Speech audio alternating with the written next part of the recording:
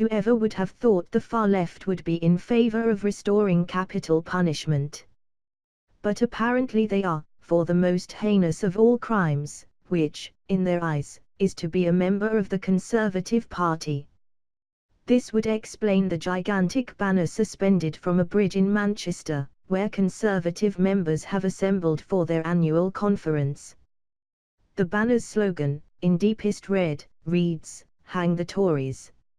In case we still don't get the message, 2 effigies of men in dinner jackets are hanging by their necks from ropes attached to the bridge. A number of Labour MPs have condemned this stunt. 1. Gareth Snell said, "If the people who did this think they speak for the Labour Party, be assured they do not."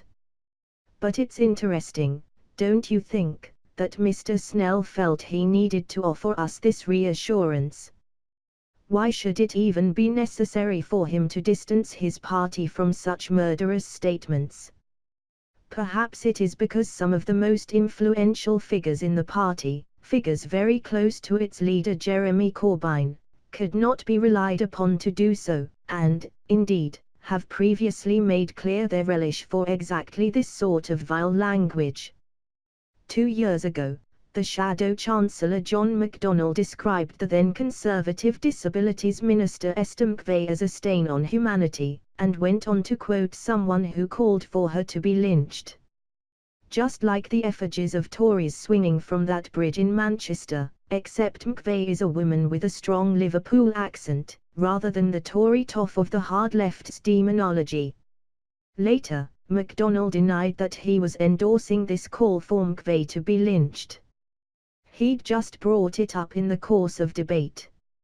As you do. And he insisted, "I don't believe in any threats of abuse or violence. I've said that continuously. I must have missed that." What I do recall is how McDonnell, a much more intelligent and dangerous figure than his comrade Corbyn, eulogized students who, as he put it, kicked the S***T out of the Conservative Party headquarters during the riots over student fees in 2010.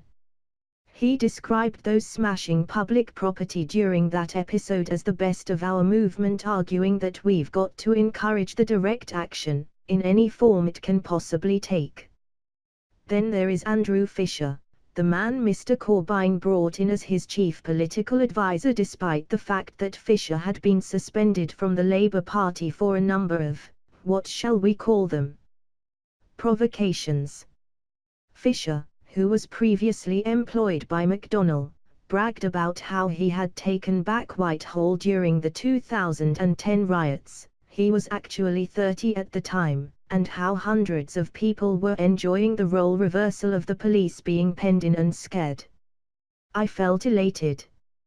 Fisher also seems to have enjoyed the London riots of 2011, in which shopkeepers in Croydon experienced the horror and heartache of their businesses being looted and burned to the ground.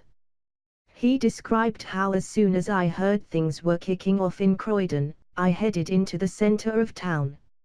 According to him, the looting was nothing more than aggravated shopping. Now, the police, whose retreat from rioters so elated this intellectual darling of Jeremy Corbyn, are preparing to defend the right of Tory party members to go about their business in Manchester.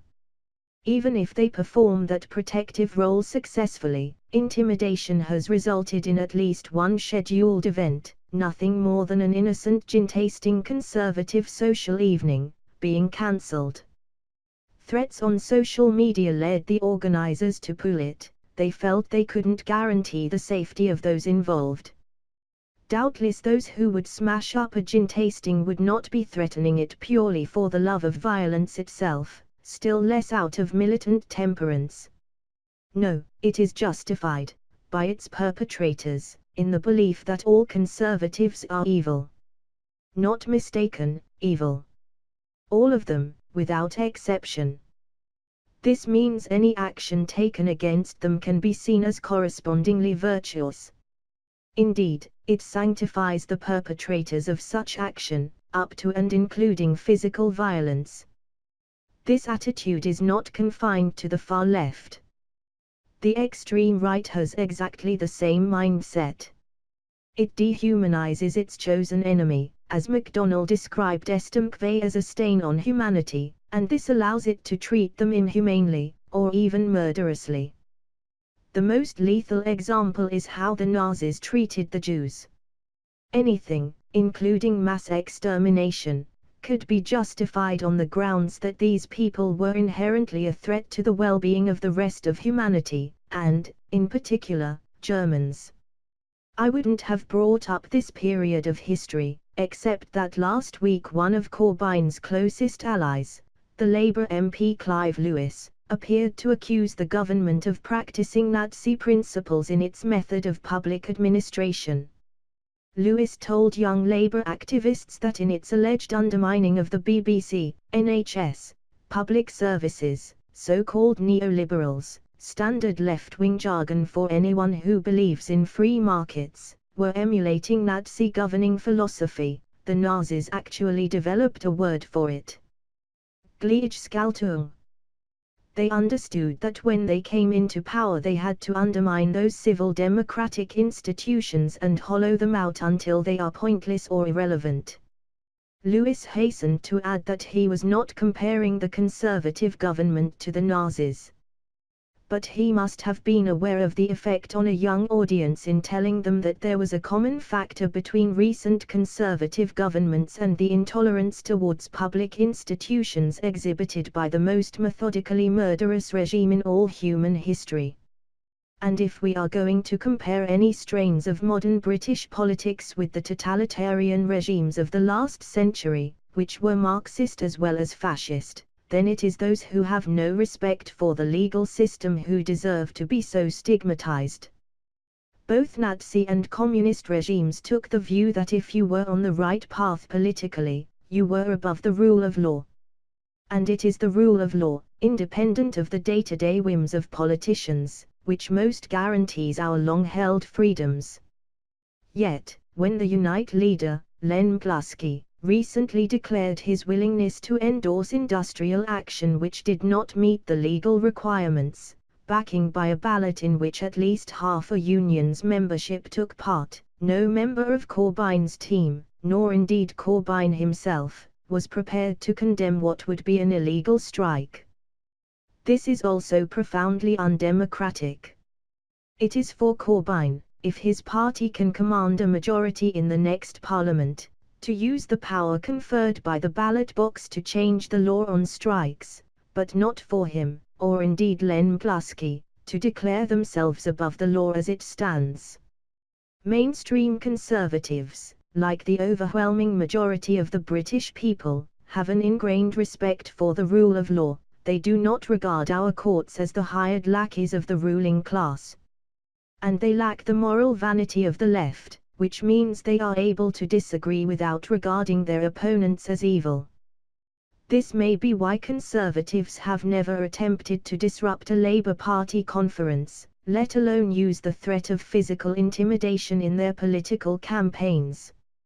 It is not just conservatives who are right to feel threatened by the intolerance that pervades the Corbyn cult.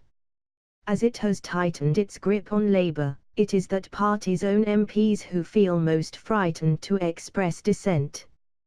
They remember what happened when Angela Eagle stood to challenge Corbyn's leadership last year. She received what an internal Labour investigation described as hundreds of abusive, homophobic, Eagle is a lesbian, and frightening messages. One of these messages was in the form of a brick thrown through her office window. Jeremy Corbyn claims to stand for a kinder, gentler politics. It's as if he'd never met John McDonnell or Andrew Fisher. The threatened violence in Manchester is absolutely in the spirit of their brand of politics. Coming soon to a street near you.